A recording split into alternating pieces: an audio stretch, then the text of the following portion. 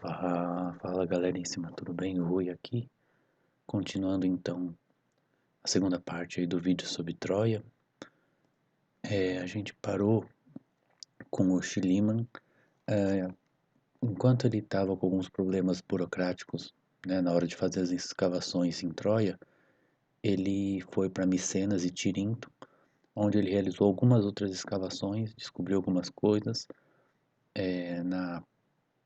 Na dissertação da Zanon, ela explica o que ele achou, a questão de como que eram os muros na cidade e tal.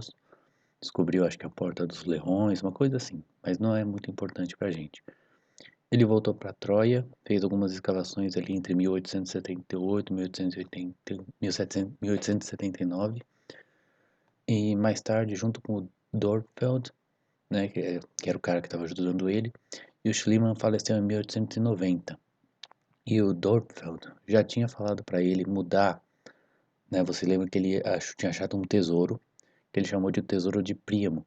Ele até tirou uma foto da mulher dele com tipo uns brincos, eu acho, umas coisas do tesouro que ele achou, né? E o Dorpfeld já tinha falado de mudar a datação dos estratos, né? De maneira que o tesouro não era mais o tesouro de Príamo, né? Não era mais de Troia. O Schliemann, obviamente, não quis, e depois que o Schliemann morreu, ele falou, ele mudou e tirou essa aura de que era o tesouro de Príamo. Por que não? Porque era de um outro extrato da cidade, né? De uma época anterior, se não me engano. Não, desculpa, posterior. Então não era de Troia mesmo. O tesouro era de Troia, da cidade de Troia, mas não da Troia da Guerra de Troia, né? Do Homero, né? Dessa coisa toda.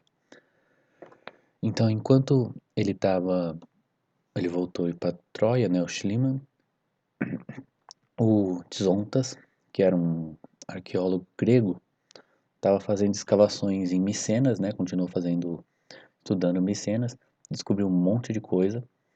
E por causa dele veio o termo civilização micênica, né? Por causa do livro dele. E ele também meio que descobriu, assim, criou o termo civilização cicládica, que eu acho que a gente falou um pouco no primeiro vídeo, talvez. Não, acho que eu não falei. Mas é uma civilização que tinha ali num conjunto de ilhas chamado Arquipélago das Cíclades, que depois até foi conquistado pela civilização minoica e tal.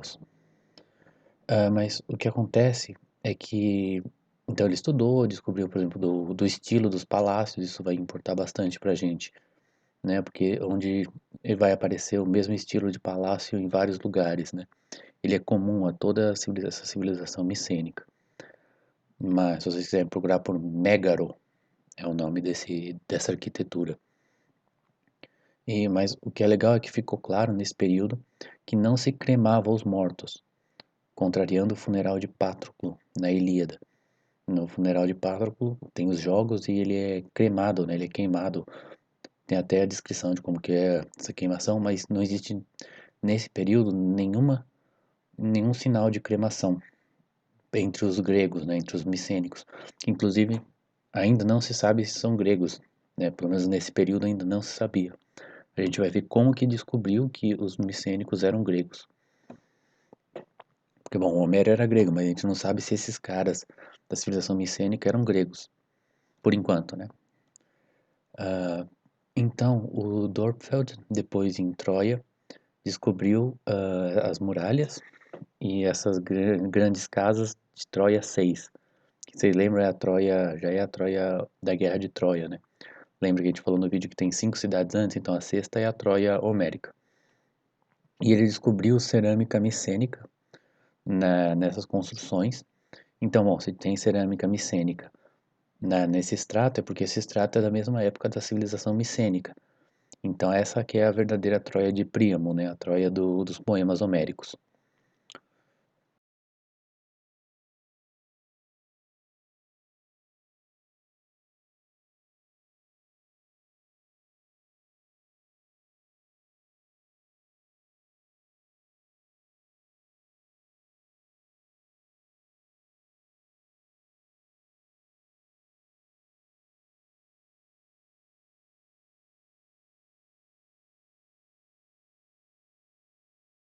Então depois, entre 32 e 38, a Universidade de Cincinnati conduziu escavações no sítio de Troia. Eles identificaram 46 estratos, além das camadas que o Dörpfeld tinha catalogado, que era aquela sexta Troia, né? Ele colocou lá Troia 6A, 7A. A gente vai ver as partes que importam pra gente. Quem liderou essa escavação foi o Blaine, que a gente já falou um pouco dele, ele vai ser bem importante no vídeo de hoje. Então, as camadas mais antigas, de 1 a 5, são da Idade do Bronze Antiga, né? 3000 a 1800 a.C.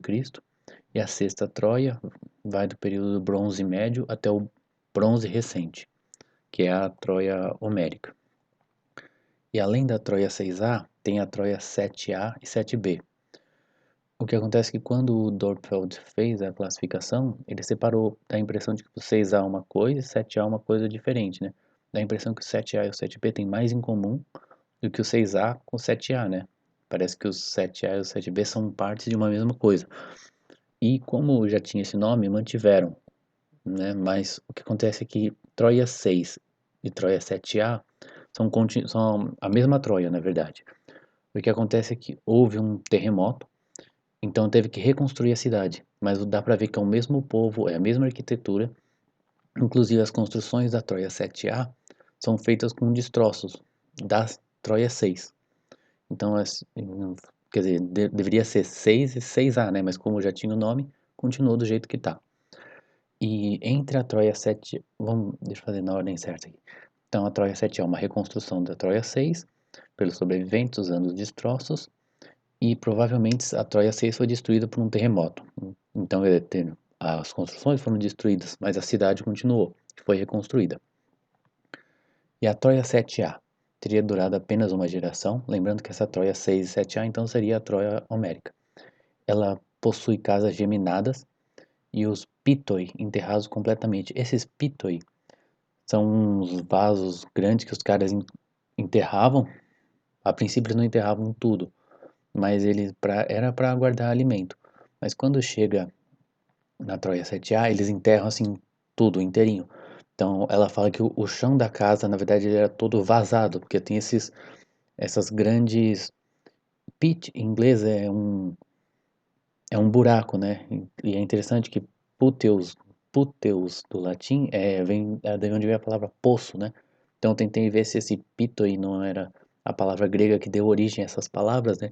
Mas tudo tem esse radical comum, né? De quando você volta lá no, sei lá, germânico antigo também tem esse som, esse de P assim, né? Para buraco, né? Então é um buraco, o chão inteiro da casa, então era cheio de buracos enormes para guardar a comida. Mas isso só ficou tão relevante, tão profundo, né? Porque antes era só tipo uma parte da casa. Ele só virou tão marcante assim na Troia 7A. Por quê? Isso seria uma medida para ocupar melhor o espaço devido a uma ameaça. E as casas geminadas também são isso. O Blaine supôs que haveria uma ameaça, né, ou provavelmente algo militar, e teria que ocupar, todo mundo teria que ter ficado dentro das muralhas dessa cidade. Por isso que as casas são geminadas, por isso que tem esses pitoi que são muito mais concentrados, né? Se usa muito mais eles. E os corpos não foram enterrados na Troia 7A. Então eles falam que você vê os crânios amassados, né? Então é tipo a certeza que não foi enterrado. E eles falam assim que você acha uma cabeça sozinha e tipo 2 metros pra frente você acha o resto do corpo. Então, quer dizer, obviamente alguém foi lá e destruiu Troia 7A. Então Troia 7A bate que é a continuação da Troia 6, bate com uma cidade que foi destruída por intervenção militar. Então parece como a Troia Homérica, né? Então as escavações em Micenas, e na verdade em toda a Grécia, né? Os vários sítios micênicos que foram achados em vários lugares diferentes da Grécia, eles produziram muito material cerâmico. E a cerâmica, ela é muito melhor para datação, porque ela quebra, você joga fora, então você consegue saber de quando que ela é, né? Porque quando você pega o ouro, o metal ou a joia, o metal vai passando. O metal principalmente, porque funde ele, né, e usa de novo. E as joias também, elas vão sendo passadas assim, gerações, gerações, gerações. Enquanto a cerâmica é um negócio que, até por ela ser quebradiça, né, você faz, aí depois de um tempo quebra, você já joga fora, então ela fica. Você não vai encontrar uma joia de tipo. Uma joia você vai encontrar de 300 anos de idade, mas a cerâmica, tipo, quebra e já fica naquele extrato. Então é muito melhor a datação. Eu imagino também que tenha muitas coisas, dê para analisar muito mais a técnica da cerâmica, né? Acho que tem muito mais coisa para se analisar, mas isso aqui é palpite de leigo. Então teve um sueco chamado Furumark que estudou a cerâmica micênica e publicou um sistema de catalogação. E isso vai ser interessante que isso vai ajudar a saber quando que foi a época de Troia. Então a cerâmica micênica que foi encontrada em Troia, então a gente está falando de cerâmica grega, a gente ainda não sabe se é grega, mas a cerâmica dos micenos encontrada em Troia é dos tipos que o Furumark chamava de 3A e 3B. E a passagem do estilo 3A para o 3B foi por volta de 1300 a.C. Isso provavelmente foi feito usando. Você acha essa cerâmica no Egito, por exemplo, e no Egito dá para saber melhor qual que é o ano. Então, geralmente isso é feito comparando com outros povos, tem, né, toda essa questão, mas a passagem do 3A para o 3B seria por volta de 1300 a.C. Lembra que a Guerra de Troia teria sido entre 1250 e 1148. E que seria a data desse terremoto, 1300 a.C. Então, devido à presença da 3B, a especulação é a melhor data de que Troia 7A seria, ou seja, que seria quando a Troia dos poemas homéricos foi destruída em 1250, então bate certinho. Uma cidade que foi destruída por intervenção militar, né, por uma invasão militar, que tem a cerâmica micênica e que teria sido destruída em 1250 a.C., que nem supõe-se para que tenha sido a Guerra de Troia, né? Aí a Camila Zanon fala assim: finalmente Blaine, que era o cara que estava conduzindo as escavações, né, havia encontrado a cidade que foi pilhada, capturada e depois imortalizada na Ilíada. Mas ele precisava saber se os palácios micênicos, né, quer dizer, que essa civilização micênica que existia, que era comandada pelos palácios, né, que existia em torno desses palácios, se ela teve a sua queda depois da queda de Troia, né? Você tem que. Não adianta nada, os caras têm que ter caído depois de terem destruído Troia, né? Mas, lembra que a gente falou que tanto o Evans quanto o Schliemann, os caras saíam destruindo os estratos superiores? Então isso tornava difícil você datar quando foi a queda da civilização micênica, né? Porque você está em cima, você vai destruindo os estratos para chegar nos estratos mais antigos. Então, quando você quer saber o que aconteceu depois, né, daquele período que você está estudando, você teria que olhar para o extrato que você destruiu. Então, isso não ajudou muito. Mas o Blaine lembrou que nos poemas homéricos tem uma cidade, tem um rei chamado Rei Nestor, e ele tem uma cidade chamada Pilos, que até é chamada, a gente sabe onde fica Pilos, né, mas fica nessa região chamada Messênica, no sudoeste do Peloponeso. Mas tem toda uma baía, chamada de Baía de Pilos, mas ninguém sabia, tipo, onde que era o palácio exatamente. Então ele falou, bora procurar esse palácio, vamos ver se a gente acha. Que nem o Schliemann tinha tentado achar Troia e conseguiu, ele falou, vamos ver se a gente acha onde fica o palácio do rei Nestor. Aí tá mostrando o Peloponeso aqui em cima, né? Não, desculpa, o Peloponeso é essa ilha inteira aqui, essa península inteira aqui, desculpa. E aqui fica a posição de Messênica dentro do Peloponeso. Então o Blaine e um cara chamado Kouroniotes, eles foram na Baía de Navarino, que é a Baía de Pilos, né? Como eu falei, a gente sabia que existe essa Baía de Pilos, mas onde que é o palácio do cara? Então eles acharam 8 sítios potenciais, 8 lugares em que parecia um lugar bom para ser o palácio do rei Nestor. E essa história, pelo que a Camila falou, contou, né, na dissertação, falou assim que ele chegou lá no lugar, o Blaine e falou que aquele lugar tinha uma vista muito boa, muito bonita, e que seria um ótimo lugar para achar para construir um palácio. E aí quando eles foram escavar nesse lugar chamado Anos Englianos, eles encontraram um palácio no estilo do palácio de Micenas e de Tirinto, né, quer dizer, um palácio da civilização micênica, junto com 600 tabletes de Belinear, né, que é a escrita dos minoicos, né, e da civilização micênica também. Então ele conseguiu achar o palácio, a gente vai ver se ele conseguiu, se a gente sabe quando foi então a queda dos micênicos, né, dos palácios micênicos. Então essa escrita bilinear o pessoal começou a estudar muito, já era conhecida antes, mas essa descoberta também chamou muito a atenção. E esses dois caras chamados Ventris e Chadwick decifraram a escrita bilinear. O Ventris, ele morreu, ele era um arquiteto que gostava, né, dessa coisa, estudou o assunto e, assim, acho que tipo, logo que eles decifraram, assim, o Ventris com 30 e foi em 56, ele devia ter tipo uns 36 anos, ele morreu de um acidente de carro, né? Então foi um negócio trágico, assim, porque no livro um livro contando a história acho que foi o Chadwick que escreveu contando a história, né, da decifração do B linear, o Chadwick fala, né, que era amigo dele, eu acho, então foi um negócio meio triste, assim. Mas eles conseguiram decifrar o B linear e ficou claro que o B linear era um tipo de grego. Então na verdade, eles conseguiram decifrar vendo que tinha o final das palavras mudava, né? Tinha a mesma palavra com um final diferente. E se você sabe, por exemplo, no latim e no grego tem isso, no alemão também tem a declinação, né? Se eu quero falar, por exemplo, Maria, é Maria, mas de Maria é Marie, né? Com o AE no final. Então as coisas esses finais é que tem essas declinações, né? Então eles conseguiram, fazendo isso, conseguiram decifrar a linguagem, que era um tipo de grego.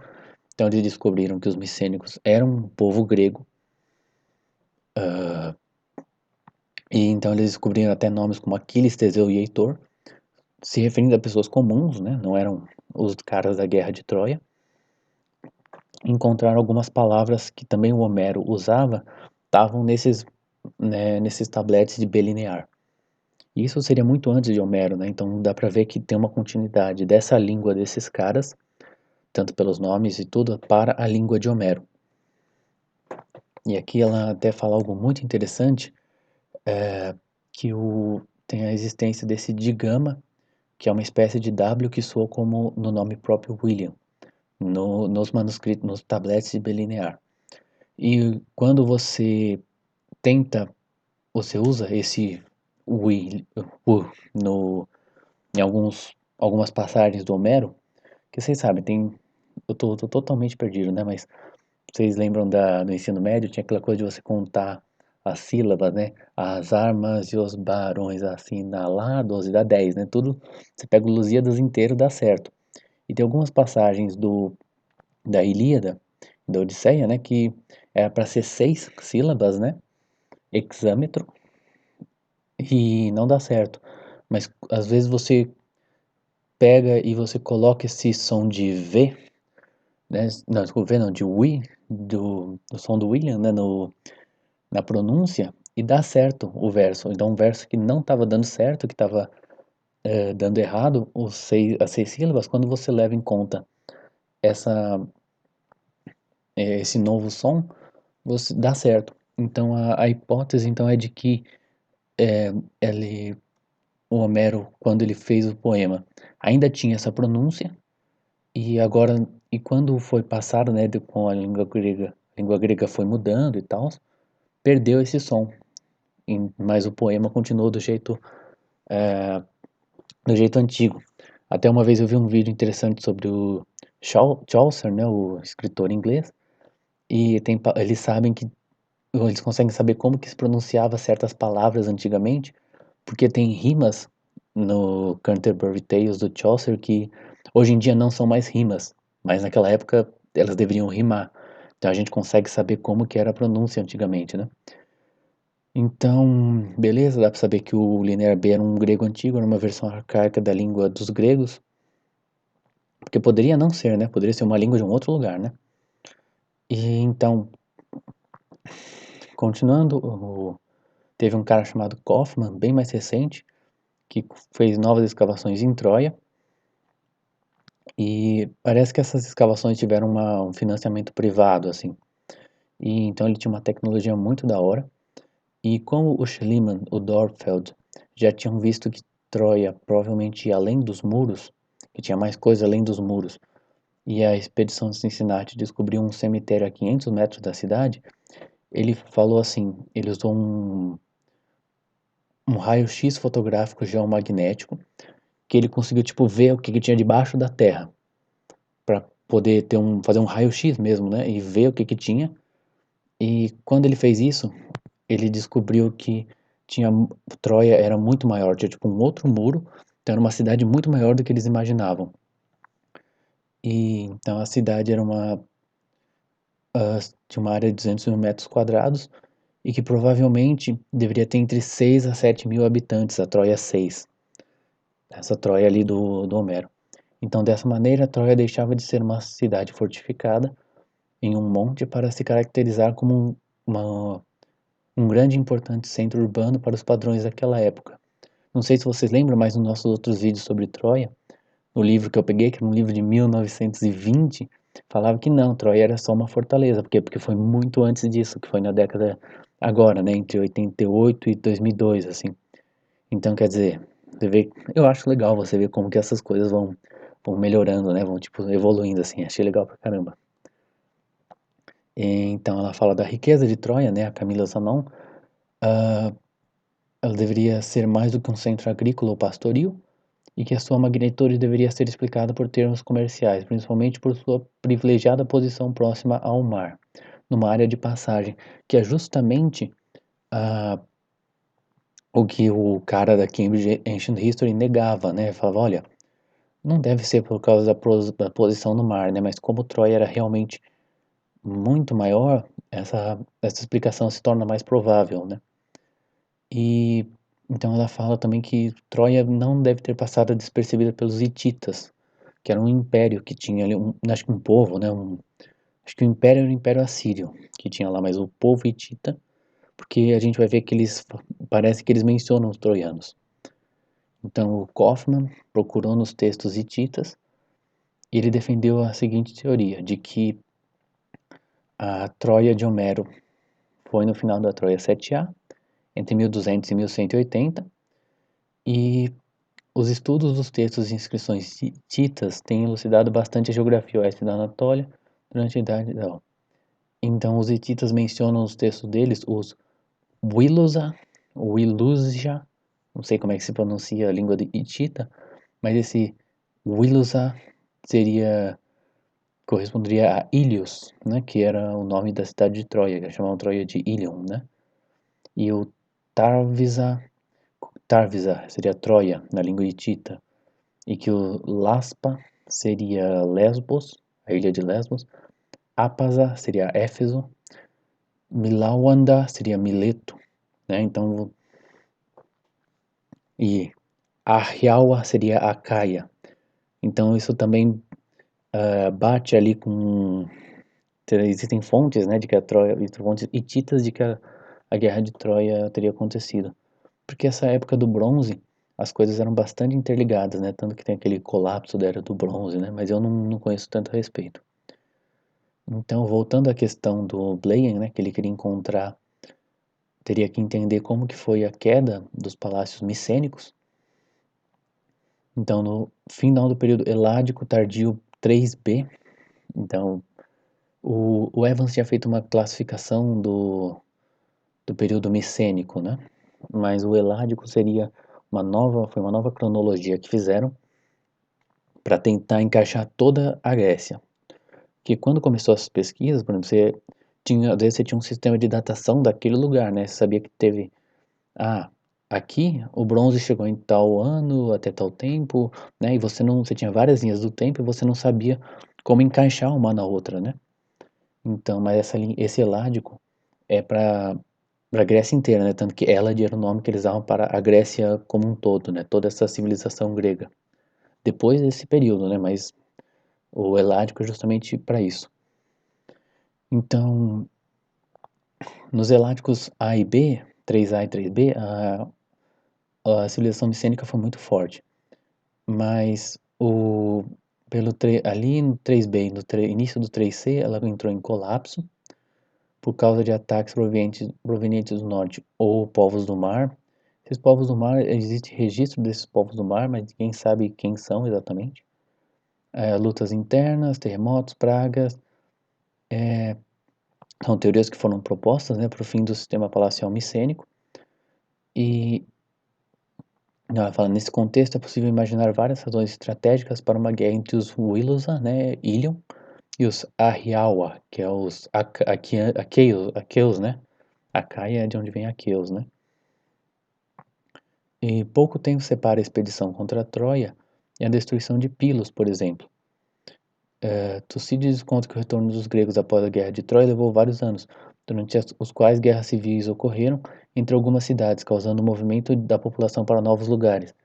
Então tá tudo batendo certinho, né? Você vê Troia, ah, o ano, bate tudo que a gente tem falado aqui, né? E o vaso dos guerreiros, proveniente de Micenas, é datado de 50 anos aproximadamente após tais destruições, que marcam o fim do período palacial micênico, período referido como helênico tardio, entre 1200 e 1100, então quer dizer, teve a Guerra de Troia provavelmente perto de 1250, 1200 começou essa crise, né? Vai ter o retorno dos Heraclidas, então tá batendo tudo.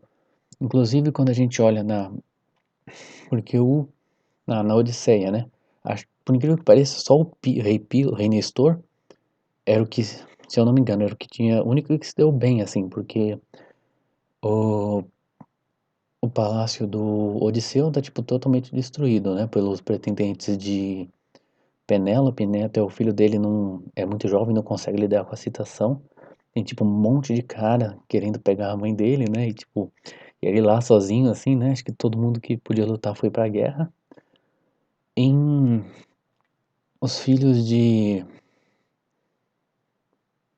Que tem a história do... Meu Deus. O Orestes, né? Que é filho de Agamenon. E a mãe... Quando Agamenon chega, a mãe dele mata o pai. E aí ele foge, ele quer vingar o pai. Ele não sabe se ele pode matar a mãe para vingar o pai. Então tem toda uma crise, né? Que bate também com essa questão, né? Dos conflitos, né? Imagina os caras ficam fora tanto tempo, né? Desestrutura tudo aquilo. Então, esse é o fim, eu acho. Tem mais algumas questões que a gente pode discutir a respeito de. Tem aquela questão do funeral, né? Da cremação. Então, quer dizer, será que Homero. Será que ele.